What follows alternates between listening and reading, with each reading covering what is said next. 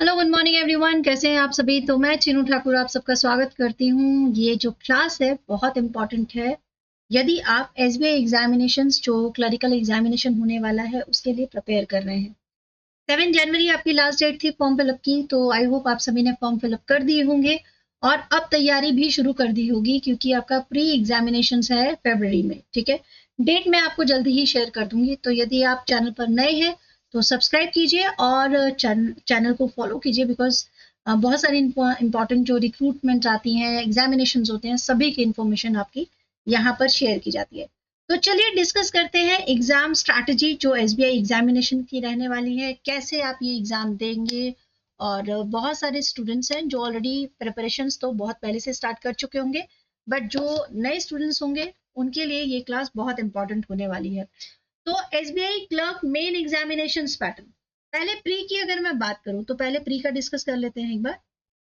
Exam का जो selection process है, आई होप कि आप सभी जानते हैं कि सबसे पहले आपका जो प्री एग्जामिनेशन है वो टोटल 100 क्वेश्चंस के लिए होगा।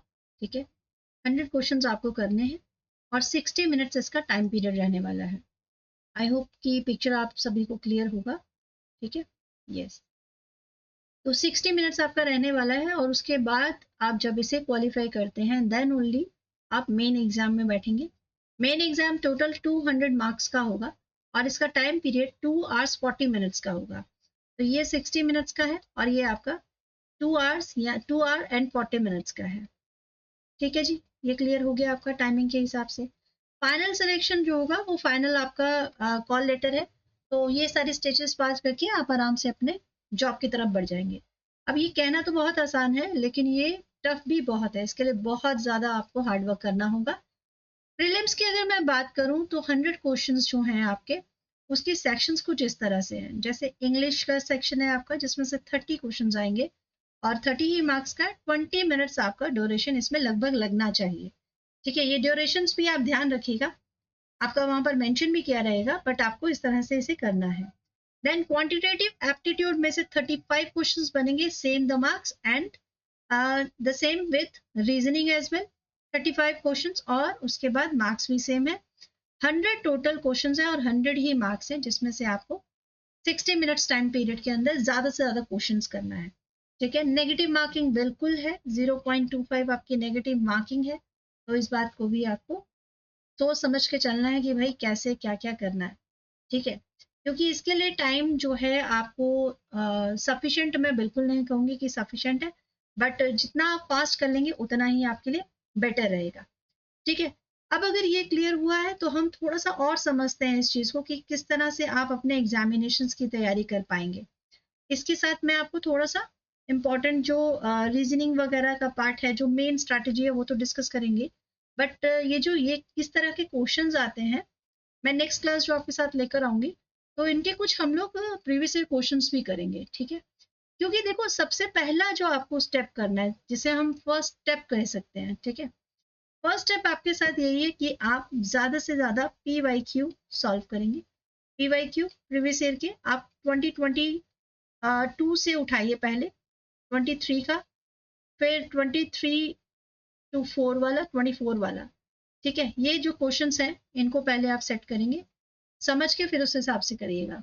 अब अगर मैं बात करूं कि पैटर्न कैसे रहता है और क्वेश्चंस कैसे कैसे आपको करने हैं, उसकी स्ट्रैटेजी क्या है, थोड़ा सा प्री को पहले समझ लेते हैं। अगर इसकी स्ट्रैटेजी कंप्लीट हो जाती है, हम इसे अच्छे से कर पाएंगे, तो हम मेंस एग्जामिनेशंस में निकाल लेंगे। प्री में आपको टारगेट करना है कि कितना आप परसेंटेज निकाल सकते हो, लगभग टारगेट करके रखो कि हाँ भाई इतने एग्जामिनेशंस में मैं इतना तो मार्क्स निकालूंगा। जैसे कि पहले एग्जामिनेशंस में मैंने देखा कि 75 to 85% तक आया है लोगों का प्री में, तो वो फिर मेंस की भी तैयारी कर लेते हैं। तो ये सारी चीज़ें थोड़ा दिमाग में रखिएगा। और मेंस की एग्जाम आपके मार्च अप्रैल में ही है, तो टेंटेटिव डेट है, अभी तक कुछ भी ऐसा सेंक्शनल कट ऑफ भी नहीं आया है। जो कट ऑफ रहा है वो प्रीवियस ईयर की कट ऑफ है और वैकेंसीज भी बहुत है।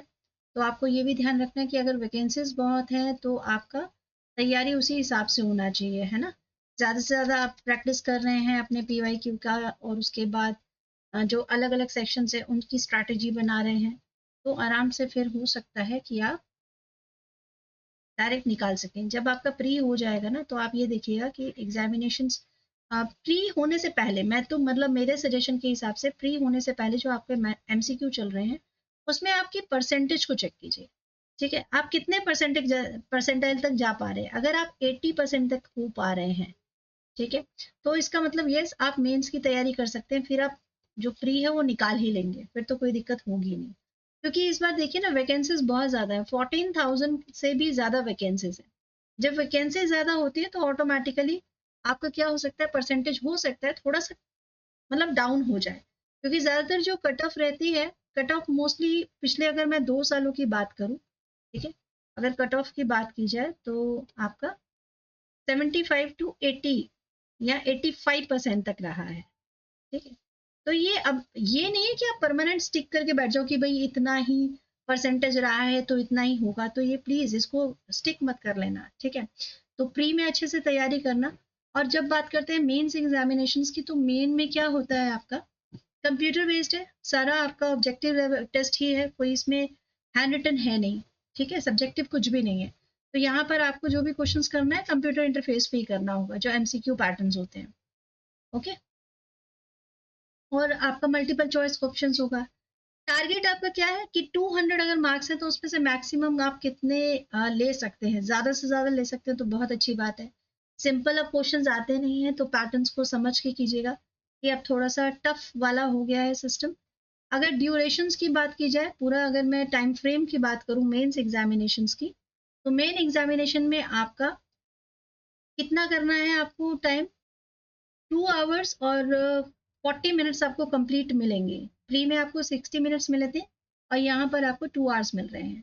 सेक्शन इस तरह से मैंने बनाए हुए हैं, अभी थोड़ी देर पहले भी क्लासेस हुई हैं तो उसी के हिसाब से सब पहले से ही लिखा हुआ है यहाँ पर। तो आप देखिए कि जर्नल इंग्लिश के लिए नंबर ऑफ क्वेश्चंस आपके 40 क्वेश्चंस आते हैं। ठीक है, तो अगर 40 क्वेश्चंस आते हैं और इसमें से आपके 25 to 30 मान के चलिए कि ठीक होने ही चाहिए। ओके, क्लियर है इस बात का, समझ में आ रहा है आपको? इतने तो आपको क्लियर होना ही, मार्क्स मतलब इतना लाना ही होगा। तब आप समझ सकते हैं कि हाँ भाई जिसमें स्कोरिंग है, क्योंकि नेगेटिव मार्किंग है तो ब्लाइंडली आप सारे क्वेश्चंस पे तो टिक करेंगे नहीं। क्लियर, समझ आ रही है आपको ये बात? और उसके बाद क्वांटिटेटिव एप्टीट्यूड की बात करते हैं। क्वांटिटेटिव में 50 क्वेश्चंस है आपके मेंस एग्जामिनेशंस में, और टोटल मार्क्स हैं आपके 50 और टाइम मिल रहा है 45 मिनट्स। जबकि इंग्लिश के लिए आपको 35 मिनट्स मिल रहा है। जनरल इंग्लिश में आपको जो टॉपिक है वो भी मैंने आपके साथ इससे पहले वाली क्लास में डिस्कस किया ही है कि जनरल इंग्लिश में आपको क्या क्या पढ़ना पड़ेगा। तो मैं आपको जो आगे वीडियोस आने वाले हैं उसमें मैं आपको जनरल इंग्लिश की प्रैक्टिस जरूर करवाऊंगी और मैक्सिमम PYQ भी लेकर आऊंगी। बट अभी हम क्या डिस्कस कर रहे हैं, अभी हम स्ट्रैटेजी डिस्कस कर रहे हैं कि हम किस लेवल पर पढ़ाई करें, किस लेवल पर हम तैयारी करें। ठीक है, क्वांटिटेटिव एप्टीट्यूड की बात करेंगे तो 50 क्वेश्चंस हैं आपके और ये 45 मिनट्स में करने हैं। क्वांटिटेटिव एप्टीट्यूड के अंदर बहुत सारे सबसेक्शंस हैं। आप टारगेट ये करो कि पहले जहां पर आप ज्यादा अच्छा कर पा रहे हो, जब आप इसका मॉक टेस्ट लगा रहे होंगे तो मॉक टेस्ट में यहाँ पर भी आप देखोगे कि आप 80% तक जहां पर अच्छा कर पा रहे हो जिस जिस टॉपिक्स में, उसको आप ज्यादा बेहतर तरीके से प्रैक्टिस करोगे। ठीक है, reasoning ability and computer aptitude की अगर हम बात करें तो 50 क्वेश्चंस आपके आएंगे और टोटल मार्क्स बैठते हैं 60। कंप्यूटर एप्टीट्यूड में आपका बेस्ट पार्ट क्या होता है कि इससे रिलेटेड क्वेश्चंस जो हैं स्टेगनेंट है। स्टेगनेंट का मतलब ये हुआ कि समय रहते बदलेगी क्या चीजें, हार्डवेयर वही होगा, सॉफ्टवेयर वही होगा, लेकिन AI से जुड़े हुए क्वेश्चंस बन सकते हैं नए। ठीक है, तो इसमें आप ध्यान दीजिएगा। क्वेश्चंस में आपको जरूर डिस्कस करके बताऊंगी। जर्नल या फिर फाइनेंशियल अवेयरनेस यानी FA जो है उसके 50 क्वेश्चंस रहेंगे। टोटल 190 क्वेश्चंस रहने वाले हैं और टोटल मार्क्स रहने वाले हैं 200। अब यहाँ पे देखिए आपका एग्जामिनर जो है कवर कर देता है, जब नेगेटिव मार्किंग अगर देता है तो 10 मार्क्स एक्स्ट्रा लेकर भी चल रहा है। समझ में आ रही है मेरी बात यहाँ पर? तो टोटल आपको 2 hours 40 minutes में इसको सॉल्व करना होगा। इसको क्लियर आप समझ के चलिए। अब यहाँ पर बात करते हैं टाइप्स ऑफ क्वेश्चंस हो गया, किस तरह के क्वेश्चंस आ रहे हैं और रिपीट क्वेश्चंस क्यों आ रहे हैं, कौन कौन से आ रहे हैं। हमारी स्ट्रैटेजी का पार्ट 2। ठीक है, पार्ट 1 हुआ जहां हमने अच्छे से समझा, टाइम मैनेजमेंट देखा, अपने क्वेश्चंस देखे कि क्या क्या क्वेश्चंस किस तरह बन सकते हैं। अभी क्वेश्चंस नहीं देखे हैं, अभी हमने टॉपिक देखे हैं, ठीक है। क्वेश्चंस भी मैं आपको सारे डिस्कस करके बताऊंगी। एक एग्जाम्पल लेकर चलते हैं हमारी स्ट्रैटेजी का कि हम लोग सेक्शन को कैसे हम अलग अलग पार्ट में डाइवर्ट करेंगे और कैसे हम स्टडी करेंगे। जैसे मान लीजिए मैं रीजनिंग की सबसे पहले बात कर रही हूँ, ठीक है। हम रीजनिंग जब करेंगे तो उसमें कितने क्वेश्चन हैं आपके? 50 क्वेश्चन हैं, ठीक है। 50 क्वेश्चंस में आपको यहाँ पर देखना है कि किस टॉपिक से कौन से क्वेश्चन ज्यादातर बनते हैं। जैसे सिटिंग अरेंजमेंट और पजल वाला जो पार्ट है उसमें से लगभग 20 क्वेश्चन आते हैं, ठीक है। तो ये तो आपको 100% पहले करना ही करना है, और इसमें स्कोरिंग भी है आपका, ठीक है। और इसे कौन अच्छे से कर पाएगा? जो ज्यादा से ज्यादा प्रैक्टिस कर पाएगा। जितने क्वेश्चन आप ज्यादा से ज्यादा प्रैक्टिस करेंगे वो ज्यादा बेटर हो पाएगा। और ये सब में ध्यान दीजिएगा, कोडिंग वाले क्वेश्चंस अब जो हैं वो ज्यादा आ रहे हैं, तो कोड वाले क्वेश्चंस आप ज्यादा करेंगे, ठीक है। डोंट वरी, मैं आपके क्वेश्चंस भी आपको करके बताऊंगी। ऐसी बात नहीं कि हम क्वेश्चंस नहीं बताएंगे, सिर्फ स्ट्रैटेजी पे बात करेंगे। ब्लड रिलेशंस में एक आध क्वेश्चन जो आता है, ठीक है, ज्यादा भी आ सकता है। ऐसा मत सोच के चलिएगा कि मैम आपने ये टेबल दिया है तो इस पर ही हम बेस्ड होंगे, ऐसा नहीं है। क्वेश्चन नंबर किसी में बढ़ घट सकते हैं, बट ज्यादातर जो प्रीवियस ईयर जो क्वेश्चन है उसको अगर मैं फॉलो कर रही हूँ तो ये वाले जो टॉपिक्स हैं इसमें से ज्यादातर क्वेश्चन बन रहे हैं, ठीक है जी।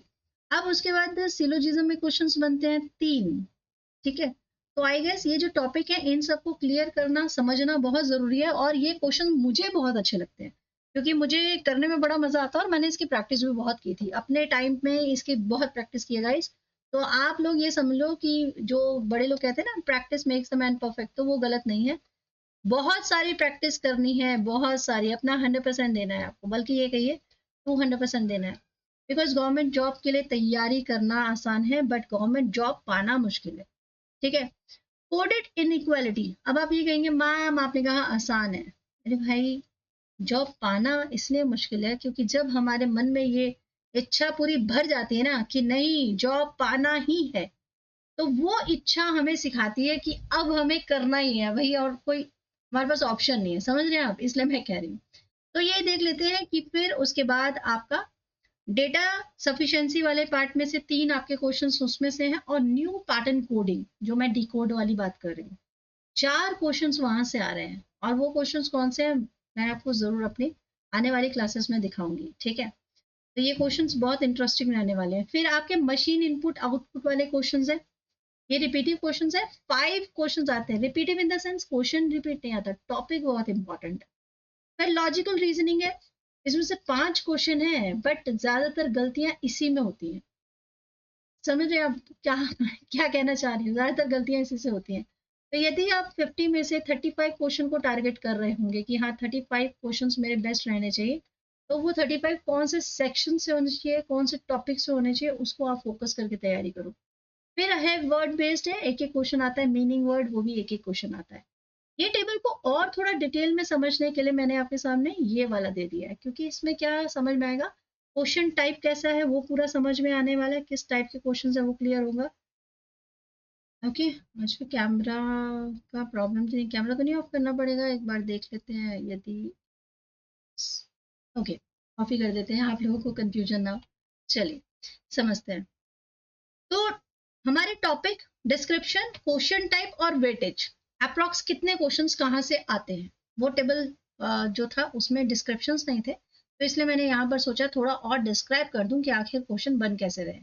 अब ये जो सिलोजिज्म है इस पे किस तरह के क्वेश्चंस बनते हैं, जैसे जो स्टेटमेंट्स होती हैं और उनकी कंक्लूजन्स होते हैं, ठीक है। लॉजिकल वैलिडिटी चेक करने के क्वेश्चन है सिलोजिज्म, और कैटेगोरिकल हो सकता है, पॉसिबिलिटी बेस्ड, इन दोनों टाइप के क्वेश्चंस बनते हैं। 3 से 5 क्वेश्चन आते हैं। बट सबसे पहले मैं आप लोगों को लेकर जाऊंगी कहाँ, इन टॉपिक पे। अरे भाई जहां से 5 से 10 क्वेश्चन बन रहे हैं, ठीक है। ये कौन से हैं? जो सिटिंग अरेंजमेंट वाले क्वेश्चन है, जैसे लाइनियर, सर्कुलर, स्क्वायर, इस तरह के अरेंजमेंट्स दिए जाते हैं सिटिंग के, और उसमें से आपको अलग अलग जो है आंसर करना पड़ता है, सर्च करना पड़ता है। ये अरेंजमेंट रोज में भी होते हैं, सर्कल्स में भी होते हैं, स्क्वायर में भी होते हैं। तो हर तरह की कंडीशन दे दी जाती है। सिटिंग अरेंजमेंट, सर्कुलर टेबल पे बैठे हैं, बिल्डिंग्स में है, फ्लोर्स में है, ठीक है। अब तो फ्लोर्स वाले क्वेश्चंस भी पिछले 2-3 साल से कंटिन्यू आ रहे हैं, ये फ्लोर्स वाला जो है सिटिंग अरेंजमेंट। तो ये भी आप ध्यान रखना, 5 से 10 क्वेश्चंस यहाँ पर आते हैं। फिर अगर मैं पजल की बात करूं तो लॉजिकल प्रॉब्लम जहां पर मल्टीपल वेरिएबल होते हैं, जैसे यहाँ पर भी फ्लोर बेस्ड वाला क्वेश्चन आ गया, ठीक है। तो फिर एज बेस्ड वाले पजल आ गए, ओके, शेड्यूलिंग वाले पजल्स आ गए। तो पजल्स के 5 से 10 क्वेश्चन है और ये दोनों तो आपको 100% कवर करने हैं, इसमें कोई गलती मुझे चाहिए ही नहीं। कैसे आएगा? अगेन प्रैक्टिस, स्माइल करो और प्रैक्टिस करो, स्माइल करो प्रैक्टिस करो, ठीक है। टेंशन नहीं लेना है, बहुत ज्यादा प्रैक्टिस करना है। तो ये आपको टॉपिक क्लियर करना है, सिलोजिज्म, इनइक्वालिटी वाला, sitting arrangement, puzzle, direction sense. Direction sense में आपका सिंपल एंड कॉम्प्लेक्स डायरेक्शन दोनों आ सकते हैं। तो आप क्या करोगे, आप प्रीवियस ईयर पीवाईक्यू उठाओ, पीवाईक्यू उठाकर कोई भी एक पेपर उठाओ, उसका ये क्वेश्चन सॉल्व करके देखो, रीजनिंग वाला कितना परसेंट आपका सही आ रहा है, उसके हिसाब से आपको पता चल जाएगा आप कितना प्रिपेयर हैं, ठीक है, क्लियर। उसके बाद ब्लड रिलेशन से है, जो फैमिली ट्री वाला क्वेश्चन होता है, मिक्स रिलेशन वाले, इस तरह के क्वेश्चंस बनते हैं। 3 से 5 क्वेश्चंस आपके ये बनते हैं। तो हमारी स्ट्रैटेजीज में ये सारी चीजें बहुत इंपॉर्टेंट है। ये हमारा फर्स्ट स्टेप चल रहा है, जहां पर हम समझ रहे हैं कि कौन सा सेक्शन कितना इंपॉर्टेंट है, किससे कितने क्वेश्चन बनते हैं। ऑर्डर एंड रैंकिंग वाले से आपके 2 से 4 क्वेश्चंस बनते हैं, जिसमें लाइनर और मिक्स्ड ऑर्डर दोनों हो सकते हैं। कोडिंग डिकोडिंग से 3 से 5 क्वेश्चन बनेंगे, जिसमें आपका नंबर कोडिंग है, सब्स्टिट्यूशंस कोडिंग है या फिर लेटर कोडिंग है। आप चाहें तो इन टॉपिक्स के साथ, ठीक है, इन टॉपिक्स के साथ अपना सर्च कर सकते हैं, ऑनलाइन सर्च कर सकते हैं आपके क्वेश्चंस वगैरह, और उसके बाद उसके सॉल्यूशन भी चेक कर सकते हैं। तो ये आपके पास ऑप्शन है, आप इस तरह से कर सकते हैं। इनपुट और आउटपुट अल्फा न्यूमेरिक सीरीज, ये वाले जो हैं आपके 4 से 5 क्वेश्चन इसके हैं और 3 से 5 क्वेश्चन आपके ये सारे लेवल के रहने वाले हैं, ठीक है। जहां पर आपको अल्फा न्यूमेरिक में सीक्वेंशियल और लॉजिकल पैटर्न दिया जा सकता है। फिर डेटा वाला एक क्वेश्चन आ सकता है, जिसमें स्टेटमेंट्स दी हैं और आपको जो आंसर्स दिए, क्वेश्चंस दिए हैं, उसी हिसाब से आपको आंसर करने हैं, जिसमें 2 से 3 स्टेटमेंट दी जाएगी उस डेटा से पर्टिकुलर रिलेट करती हुई। तो 3 से 5 क्वेश्चन है। तो ये आपको सोच के करना है कि भाई जो मुझे आ रहा है, जो आसानी से मैं कर पा रहा हूँ, पहले उसमें प्रैक्टिस कर लूँ बढ़िया से, और बढ़िया तरीके की प्रैक्टिस होगी तो ही मेरा एग्जाम क्लियर होगा। स्टेटमेंट बेस्ड क्वेश्चन की मैं बात करूँ तो statement and conclusion, cause and effect, course of action, और ये 3 से 5 क्वेश्चन बनते हैं। नॉन वर्बल रीजनिंग क्या है? नॉन वर्बल रीजनिंग जहां सीरीज कंप्लीशंस की बात होगी, मिरर और वाटर इमेज वाले क्वेश्चंस बनते हैं। फिर एम्बेडेड फिगर्स, जहां पेपर फोल्डिंग, कटिंग, ये सारे क्वेश्चंस जो बनेंगे, जहां पर हम मेनली शेप्स और फिगर में रिलेशंस देखते हैं, ठीक है। शेप्स एंड फिगर्स में जब हम रिलेशंस देखते हैं, वो वाले क्वेश्चंस आपके 3 से 5 क्वेश्चंस बनते हैं। तो ये आपका पार्ट था पूरा रीजनिंग से रिलेटेड, और मैं आपके साथ जो शेयर करने वाली हूँ पूरा पार्ट वो यही है, ठीक है। इसी तरह से हम लोग आगे की स्ट्रैटेजी डिस्कस करेंगे, जहां पर हम लोग डिस्कस करेंगे कि बाकी के जो आपके सेक्शंस हैं, इंग्लिश आप कैसे तैयारी करेंगे।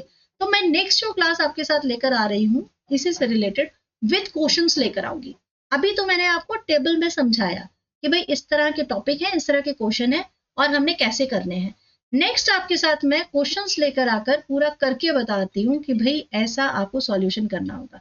आई होप अब आपको समझ में आ गया होगा। अगर वीडियो पसंद आए तो लाइक शेयर सब्सक्राइब जरूर कीजिएगा। Thank you so much, will meet you soon in our next class.